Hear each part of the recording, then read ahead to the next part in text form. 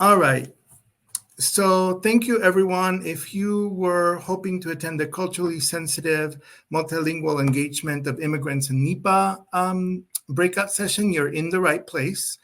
My name is Luis Medina. I'm the Director of Communications and Philanthropy for Friends of the Inyo.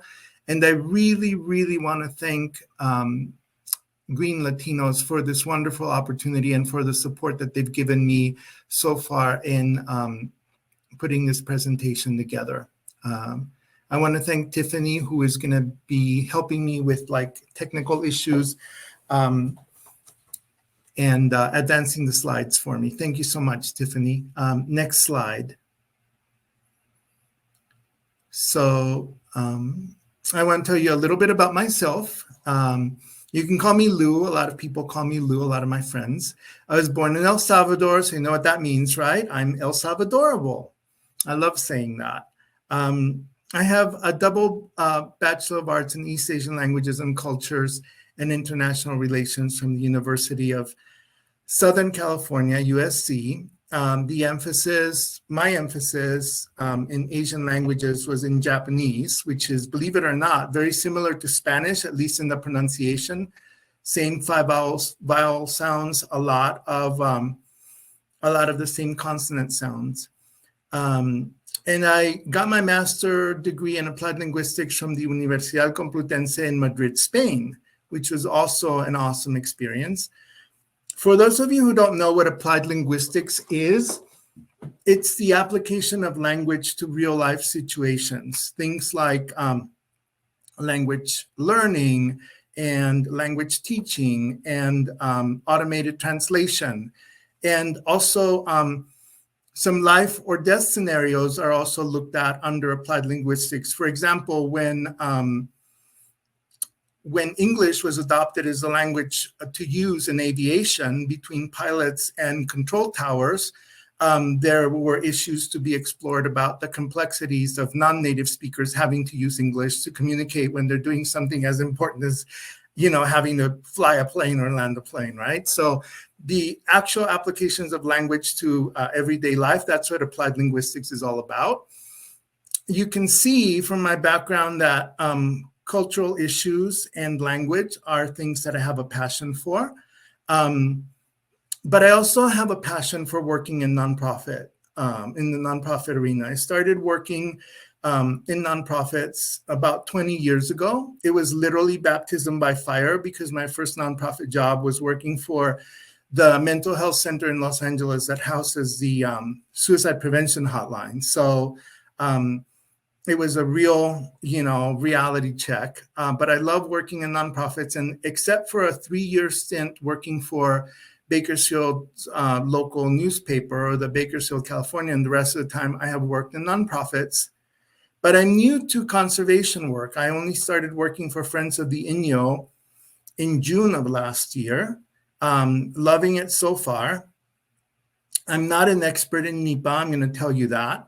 And I want to credit one of our funders, Conservation Lands Foundation, for having introduced me to NEPA and helped me to take a deep dive into NEPA through a training that they do for people and organizations that they help fund that are relatively new to conservation work. So, shout out to Conservation Lands Foundation for planting the seeds in my mind to put together this presentation.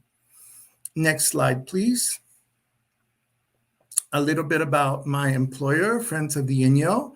We're based in Bishop, California, at the northern end of the Owens Valley, which is called Payahunadu, the land of flowing water, by the original Paiute inhabitants, who also call themselves the Numu people. We serve all of Inyo and Mono counties, and our mission is to protect and care for the public lands of the Eastern Sierra. Our website is friendsoftheinyo.org.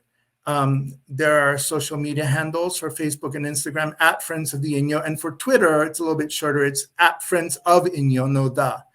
Our general email address is info@friendsoftheinyo.org, and I get those emails that come to the info@ email box. So that's one way to get a hold of me, although I will be sharing my work email at the end of this presentation as well. All right, next slide, please. So what is this presentation about? It's going to be about two things: environmental justice and social justice, which is kind of what this whole summit is all about, right? So it's a wonderful opportunity, again, to present this to you guys. Next slide. What is NEPA? And we're not going to go, into a lot of detail into NEPA. We're going to talk about, language and cultural sensitivity here. But just a brief overview. The National Environmental Policy Act was signed into law by President Richard Nixon on January 1st, 1970. That was at the end of a decade that was notorious for environmental degradation with consequences to human and animal life throughout the United States. The 60s was a decade that saw huge oil spills. It saw such pollution in rivers that they sometimes caught fire. Those were the circumstances that they were facing back in those days. And NEPA basically established a national environmental policy and the process to implement it. And it created the Council on Environmental Quality. We heard from Chairwoman Mallory yesterday, and that is an office within the Executive Office of the President. And it is the agency responsible for implementing NEPA. There are a lot of links in my slides. You can visit nepa.gov to get more understanding on NEPA. And then you can also read the publication called A Citizen's Guide to NEPA, which has also been translated into Spanish, Guía para el Ciudadano sobre NEPA.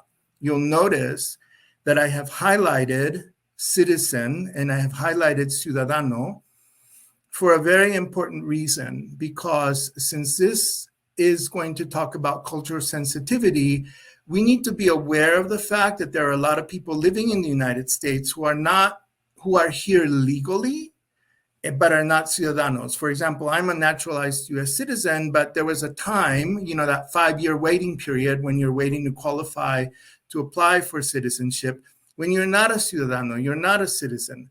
So we need to think about words that, while well-intentioned, could alienate or could make people think that this doesn't apply to them. So we want to think about inclusivity, not exclusivity. And that's why these words are highlighted. We'll come back to this because there will be a linguistics lesson in the middle of my presentation, and it'll be a lot of fun.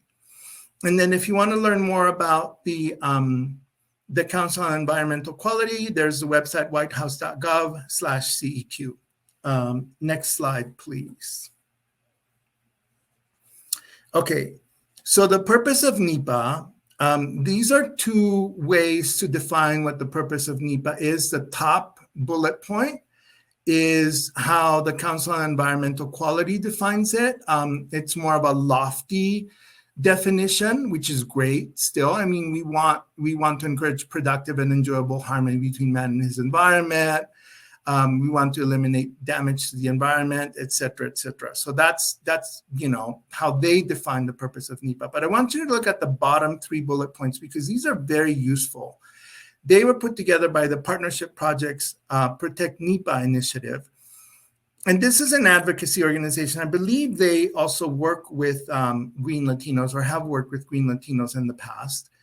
But the purpose of NEPA is to protect people and the environment from dangerous, rushed, or poorly planned projects conducted or approved by federal agencies. These would be projects like the building of bridges and dams and pipelines and mines, etc. And it's also to discover through a thorough review process any significant environmental and public health impacts before a decision on a project is made and before work begins. And it's also another purpose, and a very important purpose to us, is to ensure transparency and informed decision-making, to give the public a voice when it comes to these projects that have the potential of causing harm to the environment and to people, and to let them comment on them. So you can go, there are links there on this slide as well, so you can go and look up more information on your own. All right. Next slide, please. Okay, So in NEPA, there are complexities on how there are complexities with NEPA implementation, is what I want to say. The process calls for federal agencies to inform the public and invite public comments, but each federal agency can decide how they will implement NEPA. All right. So here I'm giving you two examples that I witnessed myself last summer. We serve all of Mono and Inyo counties here at Friends of the Inyo. The left example is from the page of the U.S. Forest Service, where they were calling for open comments on the management plan for the Upper Owens River and the Cottonwood Creek.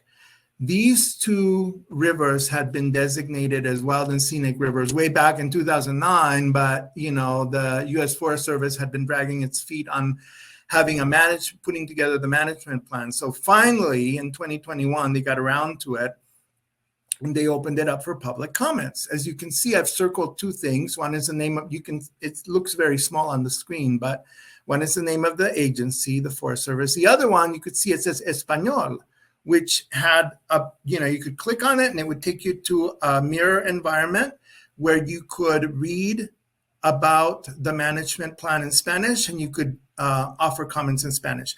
While that open comment period was going on, look on the right-hand side of the screen, down in the southern end of Inyo County, the other county that we cover, the Bureau of Land Management had opened up its portal for submitting scoping comments on a mining proposal in Conglomerate Mesa. That's a desert landscape. But I didn't see a Spanish language option on the BLM page like I did in the Inyo National Forest page. So I thought, what's up with that? So being new to conservation work, I just took it upon myself to call the Ridgecrest BLM office. And I talked to a very nice gentleman who said he didn't know why, but there just wasn't, a Spanish language option. However, he said, we do have Spanish-speaking people on staff who could translate comments and letters submitted by the public. And I said, okay, have you publicized that? And he said, no. Well, what good does it do if you have the resources, but you're not letting the public know about that? I mean, I didn't say that to him, but that's what I thought, right? So we, in our call to action to our supporters and our constituents, I made sure to include that messaging that people were free to submit comments in Spanish and they would be translated and shared. So that was my workaround. But the purpose of this slide is to show you that, the agencies are supposed to be inclusive of the entire community, but how they go about it is not dictated to them. And some of them are doing more with language inclusivity than others are. So it's not to come down on the BLM or anything. It's just to highlight an actual true life example, right? Remember, applied linguistics. So next slide.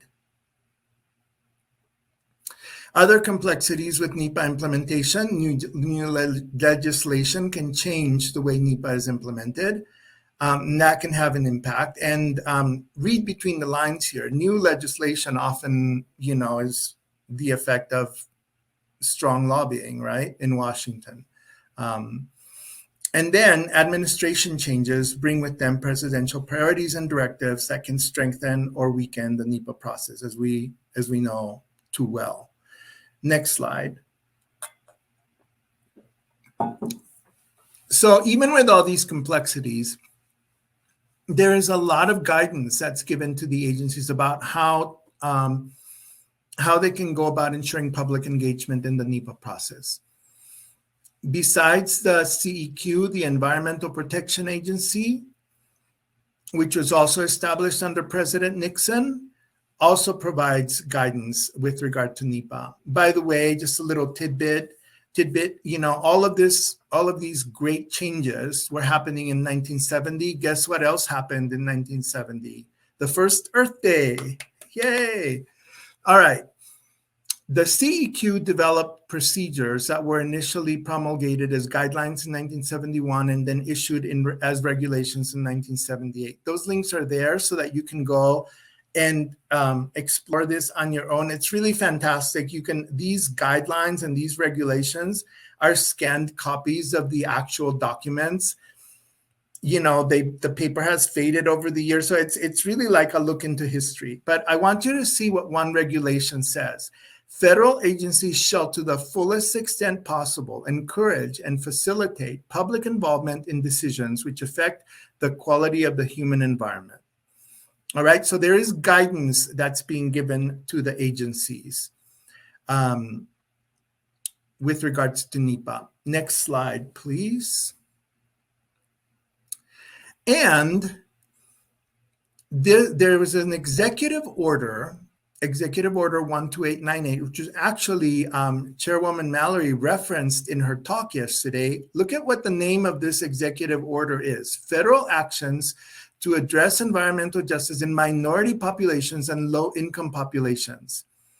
That was signed into law by President Clinton in 1994, and it created the Federal Interagency Working Group on Environmental Justice, which abbreviates its name EJIWG. And the EJIWG, 18 years later in 2012, established its NEPA committee. In the last few years, this NEPA committee of the EJIWG, mouthful of, an acronym, has issued some very useful guidance documents. They're not binding, but they have strong language about how to implement cross-cultural sensitivity and multilingual outreach. One is called the Promising Practices for Environmental Justice Methodologies and NEPA Reviews, and that was published in 2016. And in 2019, they came out with the Community Guide to Environmental Justice and NEPA Methods. Now, this interagency working group is made up of more than a dozen federal agencies. And a lot of the recommendations that they make are based on real experiences that they have with working with the NEPA process. All right, next slide, please.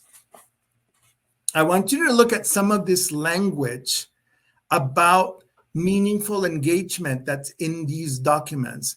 The Promising Practices documents states that agencies should consider identifying and addressing as appropriate concerns such as any cultural, linguistic, or other barriers, and that consistent with applicable requirements, agencies should prepare NEPA documents in plain, clear language, hello, and account for limited English proficiency, hola, and also consider, as appropriate, providing interpretation and translation services at public meetings.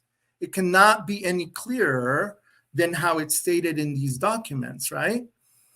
Next slide, please.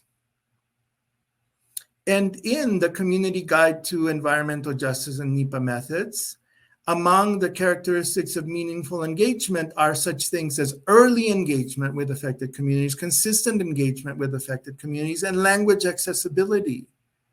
So the agencies are receiving this strong guidance. So more of this should be happening, right? More multilingual outreach, more inclusivity.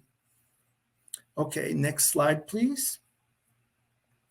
So now this is where our linguistics lesson is going to come in. We're going to look at this guidance in light of relevance theory. And relevance theory is one of my favorite topics when I did my master's degree. And advance, please. It's something that's looked at within pragmatics, which in linguistics is the study of how context contributes to meaning. And relevance theory basically says this. Advance. In communication, the enunciator of an utterance or message has something that he or she intends to convey to the recipient of the message. Relevance allows the message to be readily understood and acted upon as long as the message recipient understands the intended meaning through inference. And inference is a conclusion reached on the basis of known facts and reasoning. Okay, a lot of academic jargon here, but I'm going to demonstrate with a couple of examples, all right? And this applies to whether you're communicating verbally or written in written form or non-verbally even. So I have 3 cats, all right? And my cats are indoor-outdoor cats. And if I let them out and I want them to come back in to the house, I stand at the door and do this. 7-clap command and whistle. They understand that as being, dad is calling them back into the house. But cats being cats, sometimes they're busy doing other stuff or hiding or whatever. So the next option is take the box of treats and shake it and they come running most of the time, cats being cats. Now, if they're being bad and like maybe jumping on the kitchen counter or the bathroom counter where they know they're not supposed to be, then this is what I do. Psst, 1 strong clap, and then psst, I imitate the sound of the spray bottle. I don't even have to go find the spray bottle. They know that that's the sound that the spray bottle makes and they don't want to get sprayed with water. So they're animals, but they're using inference, a conclusion reached on the basis of known facts and reasoning, to understand that unless they get down from the counter, they're going to get sprayed, right? So, advance, please. If cats can infer something like that non-verbally, it appears that culturally sensitive and multilingual engagement of minority communities, including immigrants, and NEPA is both appropriate and relevant just from the language that we've seen and from the guidance that we've seen, right? Next slide. So, but the problem is that I think that, the guidance that the agencies are receiving is, yes, you should do, culturally sensitive multilingual outreach, but they're also getting the message, to the fullest extent possible, well, let's extend the possibilities. Let's work with the agencies to extend the possibilities so that what's going to be more relevant is not, to the fullest extent possible, but we don't have the resources. No, we want to make more relevant the message. We need to do more culturally sensitive and multilingual outreach for our immigrant communities, right? Okay, next slide. We want to start by looking at demographic data. This graphic was put together by a great online publication company called visualcapitalist.com. The reference is beneath the graphic there, but it was done using census data. The US is a nation of immigrants. It's a multilingual nation, and the Census Bureau Get Out the Count efforts demonstrate that in order to engage as many people as possible, the language needs to be in many languages. Now, what this map, I know it looks really small later on. By the way, the link to the slide presentation and then another link to a reference from the Census Bureau have been dropped in the chat box. So you can go back and refer to them later on. But what this map is it shows the languages that are most spoken in each state after English and Spanish. So the orange, the bright orange, is Chinese, both Mandarin and Cantonese Chinese. And so it should be no surprise that it's the 3rd most spoken language in states like California and Washington and Oregon on the Pacific coast. But look at it, extends all the way to the middle of the country and also to the East Coast.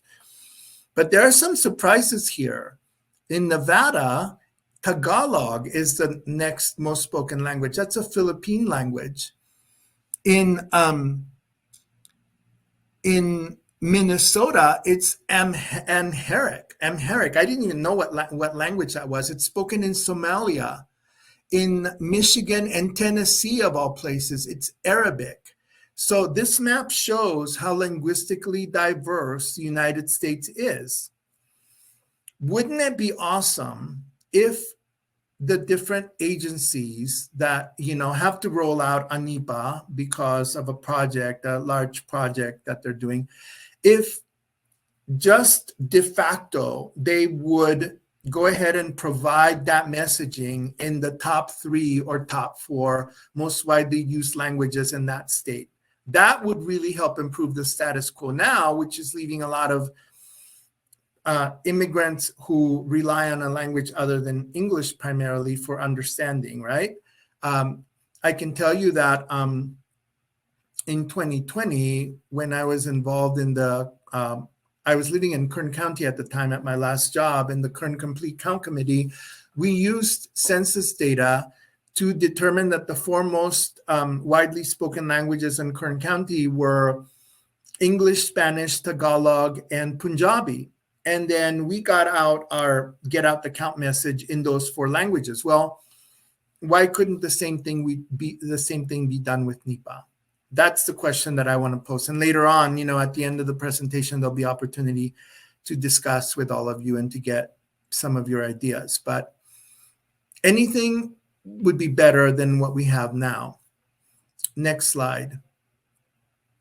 What would this greater inclusion do? What would empowering immigrants to participate in NEPA through greater inclusion do? Well, it would strengthen democracy, because the more you include all people, the more democratic a society is. It would encourage their civic engagement and maybe even foster patriotism and pride in their new country even before they become citizens. A lot of us come from countries where something like NEPA is like, really? You want the citizens to comment on a project? And I mean, this would give them an opportunity to see, oh my God, this is what democracy is about. It would instill pride in them, pride in their new adopted country, right? It would acknowledge our nation's changing demographics.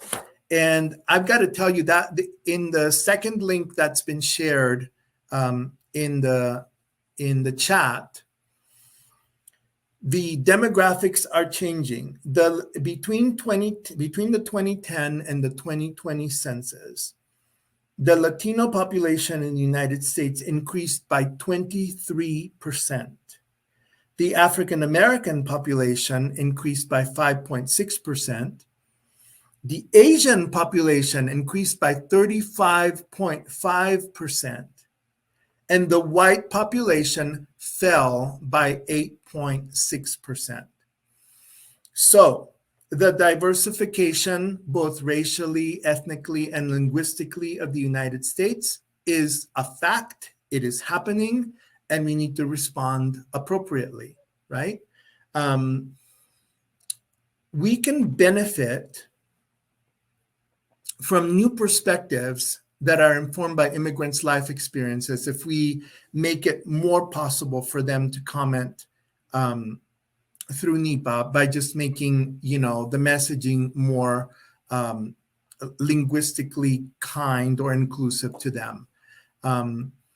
We don't have all the answers. I've often thought that, I would like for sister cities to not just do cultural exchanges and student exchanges, but actually be like mini think tanks. It's like, okay, how is your sister city tackling, pollution? How is your sister city tackling, bicycle lanes and stuff like that? I mean, we can benefit from the collective knowledge of other perspectives from other parts of the world.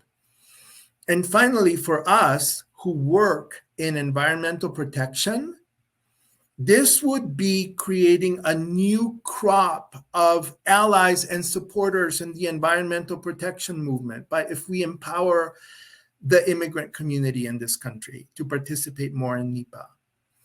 All right, so next slide, please. Oh, wait, can we go back one?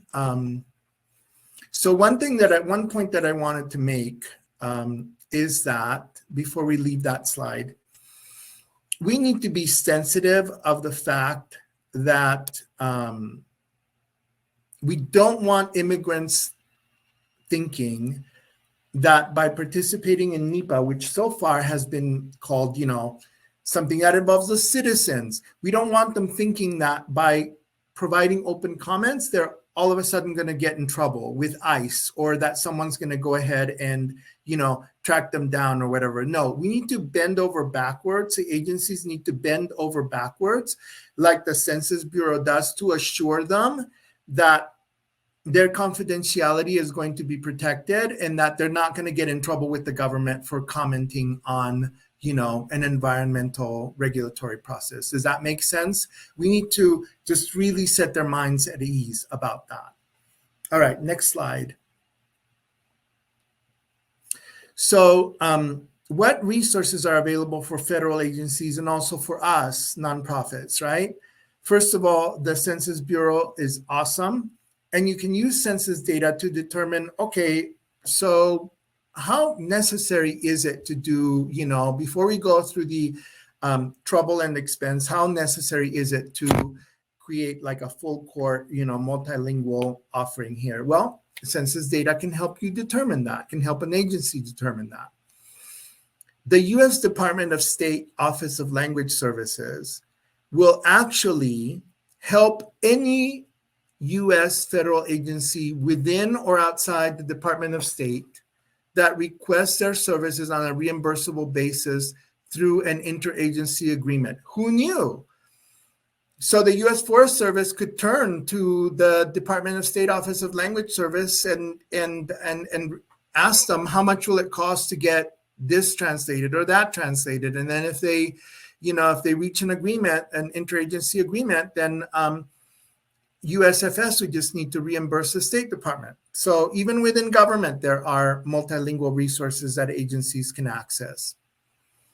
Next slide.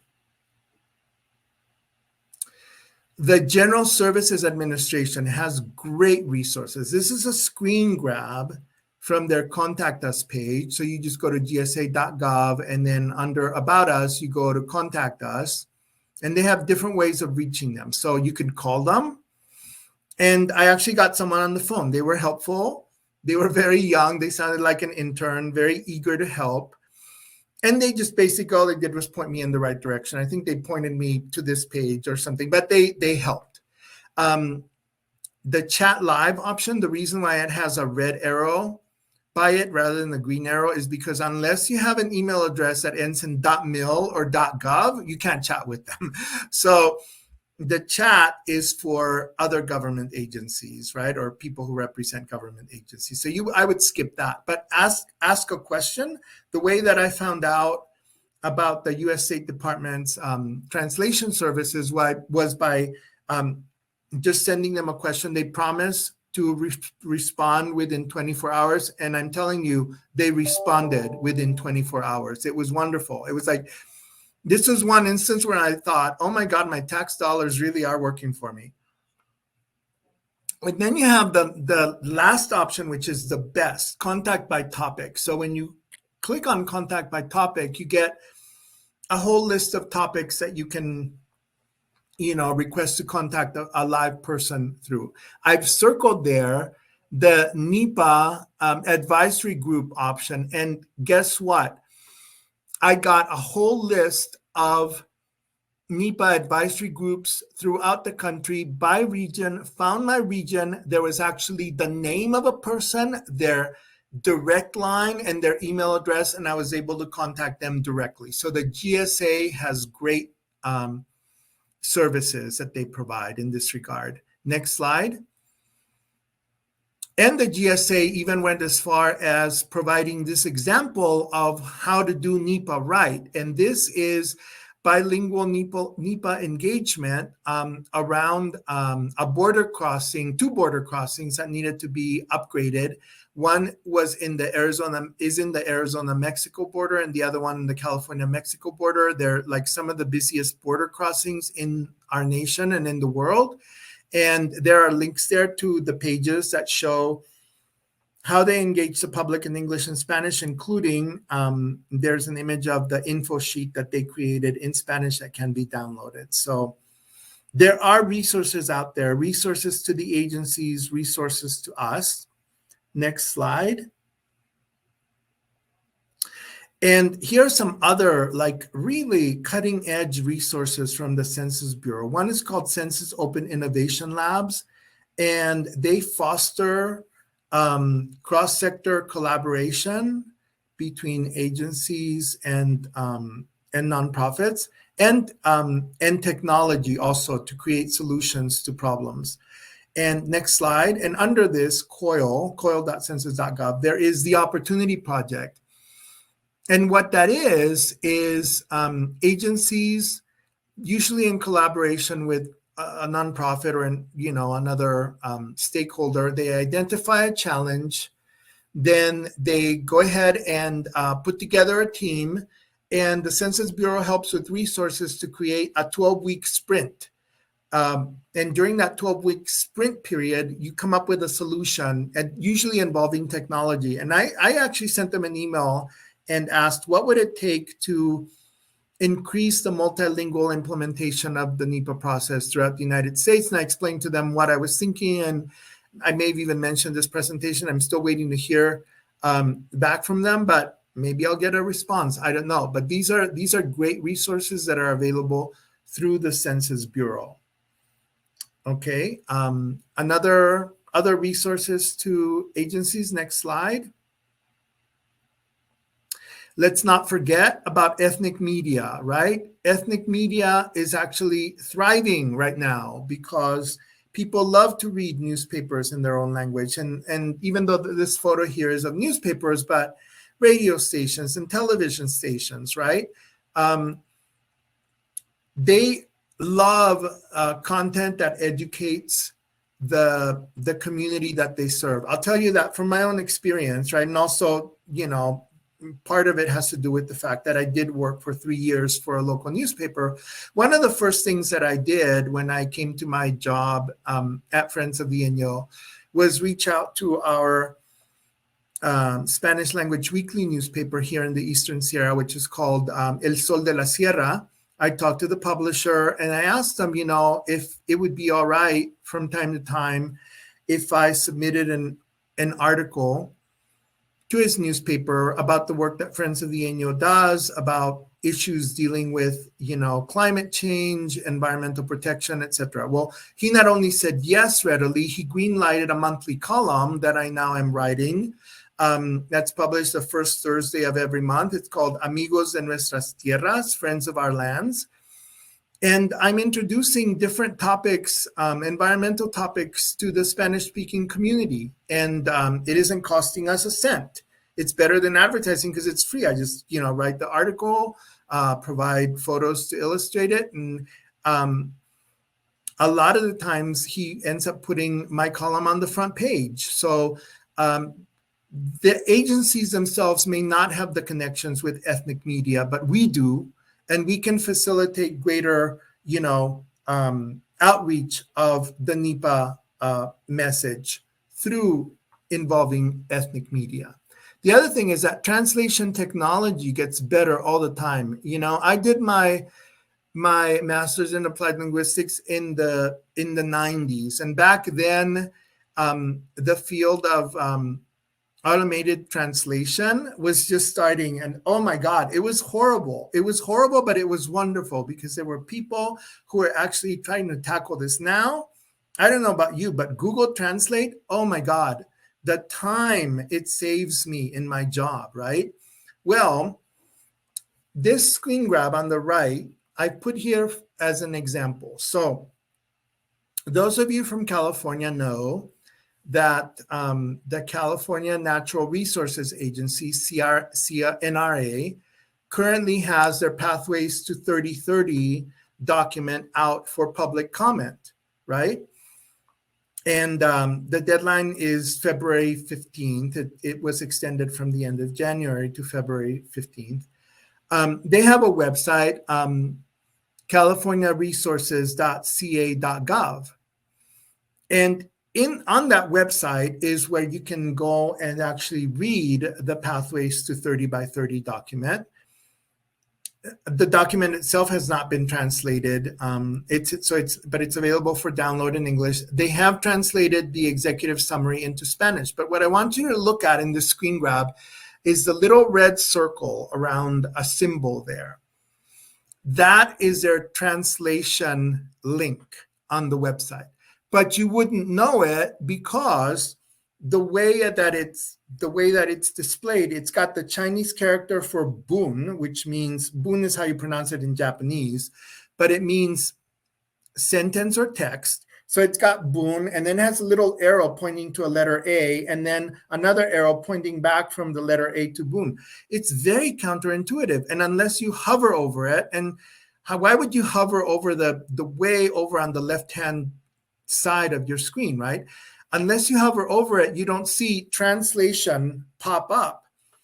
But then when it does pop up, you know how many languages this website can be translated into automatically? 109. I counted because I wanted to know, because I'm on the working group for the Sierra Nevada working group to provide feedback to the CNRA about the rollout of the Pathways document. And I basically have said, you know, if you were going to provide outreach in this many languages, that should have been included in the media release because the public needs to know, right? A linguistically diverse state as California needs to know that even though the Pathways to 30 by 30 document isn't translated, that the website, which contains a lot of important information, they can read it in like all these different languages. So multilingual outreach should not come as an afterthought. You know, especially in like the coastal states, the more linguistically diverse states, but I just think anywhere, it shouldn't be an afterthought. It shouldn't be hidden. There should be easy access to it. And that's how we are going to ensure more participation from the immigrant community. And again, you know, a lot of these immigrants are probably citizens too, but they came to the United States as adults. So for them, it's still easier to go ahead and access important information in their own language. Next slide. And then a big resource to the agencies is us, right? All of us together, Green Latinos. Our minds are, you know, full of information, and, you know, the talent that one of us doesn't have, the other one does. And guess what? You know, whatever they can do, we can do better, and we can do it in Spanish too, right? So we can be that bridge between the community that needs to be more involved in NEPA and the agencies that are supposed to be engaging them more in a way that involves more of them and is culturally sensitive to their needs, including their language needs. And next slide. And with that, I'm going to stop talking, and I'm going to, I guess, allow people to ask questions. Maybe there's a Q&A. You see it there by the chat. There's a Q&A. I don't see any questions that have been typed in there, but if you want to type in a question real quick, I'll see if I can answer it. Otherwise, can you go to the next slide, please? This is my contact information, Luis@friendsoftheinno.org. I would love to continue this conversation with anyone who's attending this session. I don't know what can come out of this, to be honest with you. I just did some research and found out some challenges that exist and some resources that exist. And this should incentivize us to work more with the agencies to get the NEPA message out in as many languages as is feasible. So you can write to me and we can keep the conversation going. I don't know what could happen as a result of this. Maybe we could create a task force or something. I don't know. Or maybe target one particular environmental agency to start working with and see how they do it. And that could become a template for the other agencies. I don't know. But together we can come up with a solution to this. Let's see. I see a question in the Q&A. I think they probably would apply to CEQA, to the California Environmental Quality Act. I don't see why not. I didn't do my research on CEQA specifically, but Now you're giving me something else to do, and I think I like the challenge. I don't know. I'll try to find out. If you send me an email, I'll try to see if the answer to that question is yes, but I would think it is. Any other questions?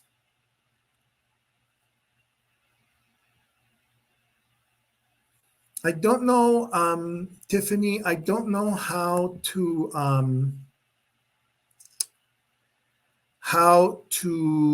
allow people to talk if they want to talk. Yeah, can they do that? I think they have to request to join with audio camera. So if they request that, Tiffany, could you make it happen so that if someone wants to comment?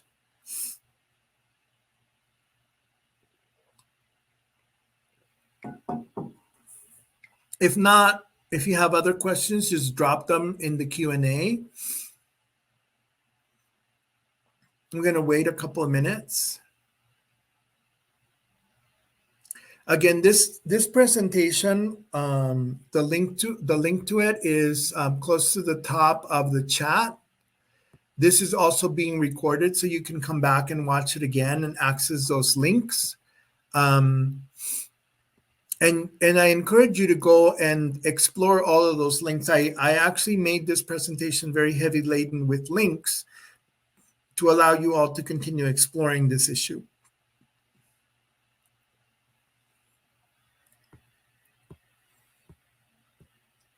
Any questions? Okay, so you understand everything, right? Then if there are no questions and what do you think is a good source for translating environmental jargon? I usually use the EPA. Well, I don't know. I mean, if you're using the EPA and it's working for you, that's fine. I actually look at different sources. I see what they put out themselves. I see how it might be easier to translate it in another way, consulting different dictionaries and Google Translate. And I don't know. I think that one of the directives to the agencies is to try to make the language simple to understand. And I think that is not being done enough. There are people who are English language learners who speak a foreign language, the language, their native language, but they may not even be that literate in their own language. So the simplifying of the message is definitely warranted. And nowadays we have a lot of options to create narrative, right? Not just words, but also videos and animation. Reading information put out by environmental agencies of Spanish-speaking countries help with, that's a very good suggestion, Karen. That's very good. Considering the linguistic diversity and origins of the Hispanics in the U.S., do you recommend any good resources to create an appealing messaging to include most of these variations? Oh my God, I don't know. Nothing, is always going to be perfect and is going to be able to include everything. I know that Salvadoran Spanish is very different from Spanish in Spain, right? When I went to live in Spain, I thought, why are these people so angry? I thought everybody was arguing with each other. No, it's just the way they talk, right? And there are different words that are used.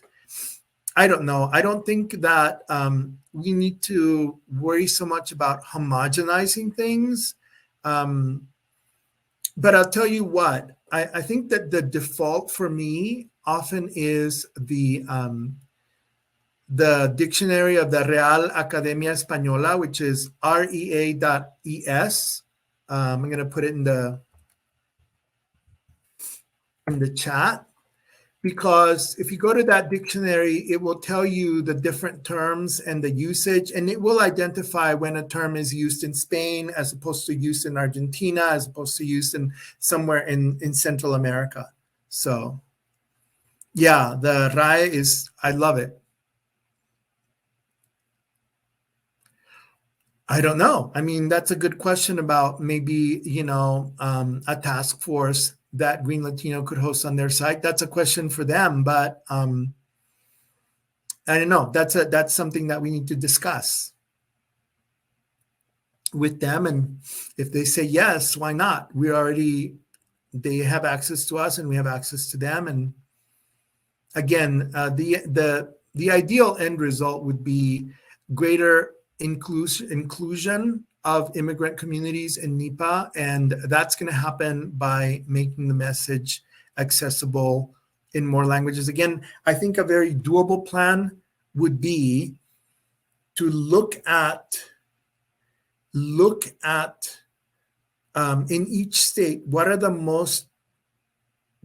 languages are spoken there, most commonly spoken there besides English, Spanish, and what would be the next two, and start seeing how inclusion of those languages in NEPA messaging, how that could change things and could change participation. I'll tell you that in that map that shows that China is the third most spoken language in California, I totally believe it. You go to any coastal city and you see a lot of Chinese American people. Here in the Eastern Sierra, you go out into nature and you see a lot of Chinese. Now, I don't know if they are living here or tourists, but you see a lot of Chinese people engaging in nature.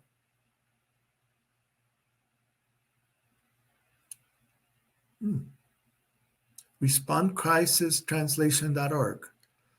Good resource. What are your thoughts on how to translate undocumented immigrants? I have heard folks say that indocumentado is pejorative. Yeah, that's a tough one. That's a tough one. I don't know. I'll have to give that some thought. Sin documentos, personas sin documentos. Because then indocumentado becomes a noun, right? So it becomes directly about that person. But personas sin documentos, that doesn't really qualify the person in the same way. Yeah, Green New Deal. Yeah.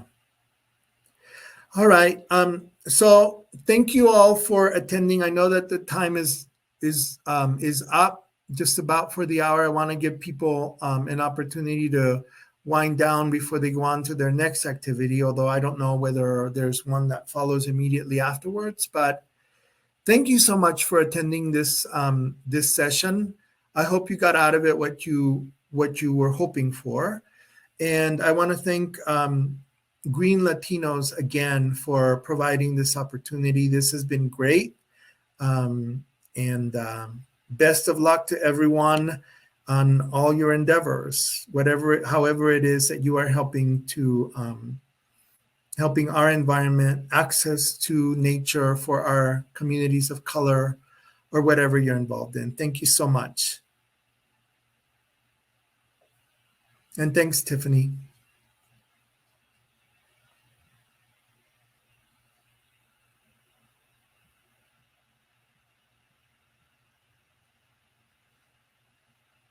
Tiffany, if I leave now, that won't do anything to the recording, correct?